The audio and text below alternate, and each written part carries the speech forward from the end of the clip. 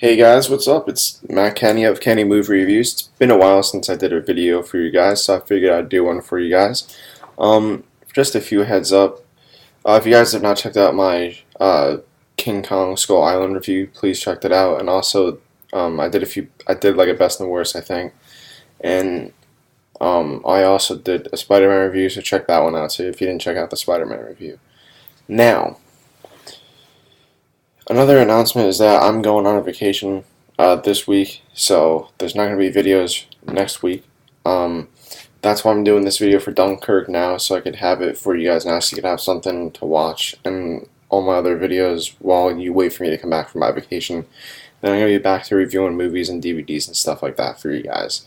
So today we're going to review Dunkirk, which I saw last night with my dad in a 70 millimeter. I didn't see it in IMAX, it was just 70 millimeter.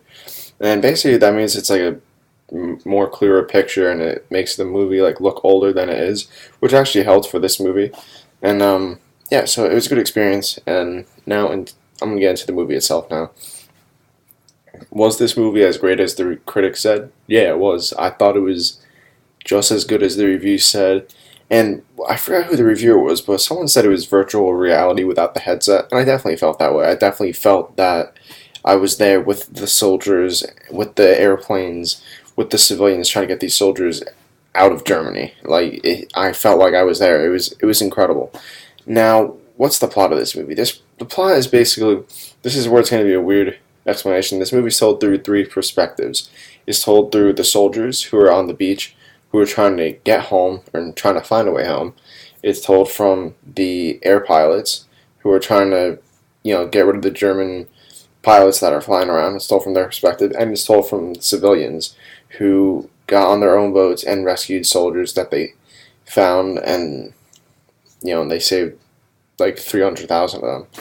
And so that's pretty much the plot of the movie. It's pretty much the evacuation of the soldiers, and it's pretty much you're seeing it from the soldiers, how the soldiers get evacuated, how they find their own way home, and then you see how the airplane pilots help them, not get shot at, and then you see how the civilians from all around pretty much helped the Belgian soldiers, the British, and the French soldiers get home.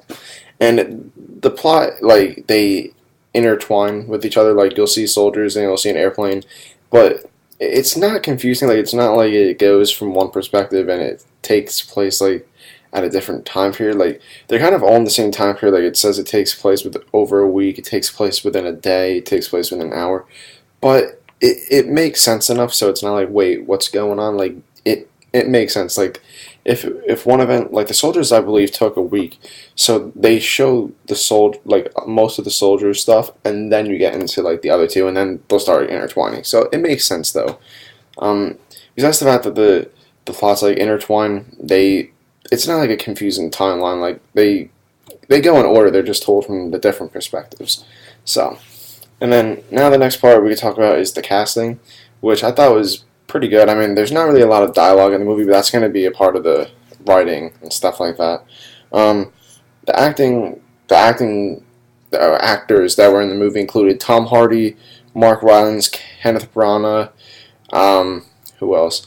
Some new guy, Fionn something. I'm going to look his name up, actually. Let me do that now for you guys so I don't get his name wrong, because he was actually one of the best parts of this film. Let me get his name real quick for you guys. Sorry about that. Dunkirk. Fionn. Oh, I was right. Fionn Whitehead. He was good. And then you also had who else did you have? This kid Barry Keoghan, who was in it. And then you had like a lot of other people in the movie that were well known. And also I'm gonna bring up one of the reasons why I was excited for this movie, One Direction's Harry Styles. Now, I'm a huge One Direction fan, but I didn't think Harry was going to be good in this movie. I'll be honest with you. I didn't think he was going to fit. I thought it was going to be weird seeing him in a movie. And I have to say, he was actually really good in this movie. I really enjoyed seeing Harry Styles on the screen. He was very, he fit the part and was very, like, good at acting and very, like, his line deliveries were very good.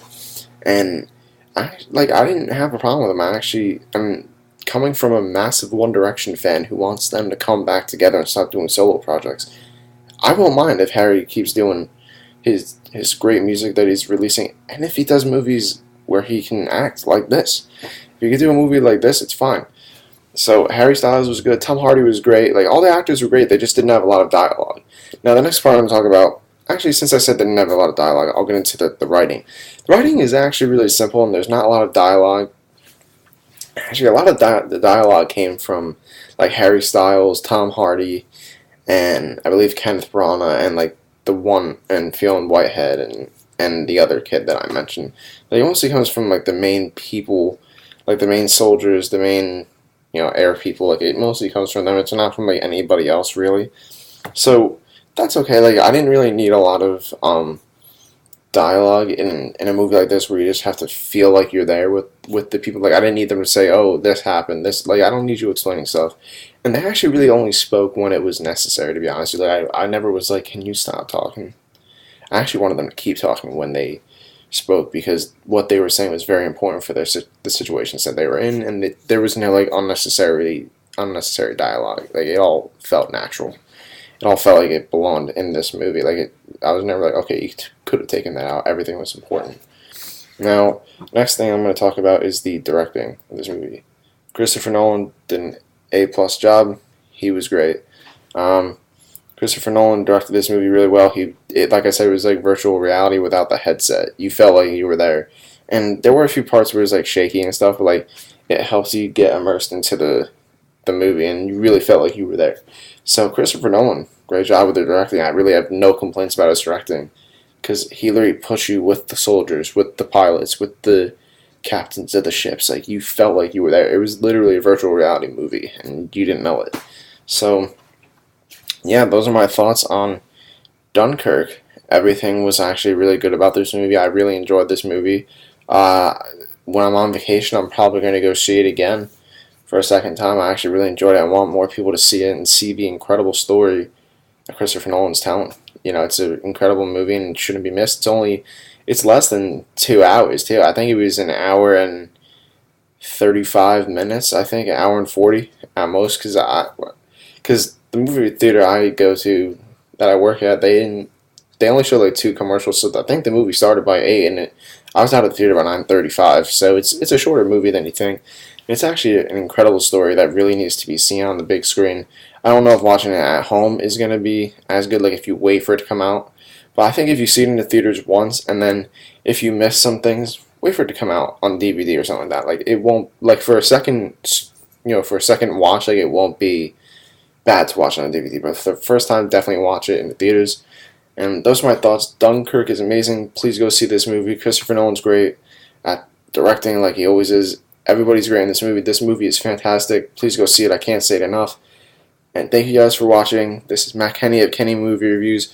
I will post this video now, and I will see you guys next week with more DVD reviews. I'm not sure what they're going to be, but I'll see you guys next week after my vacation. Thank you guys for watching.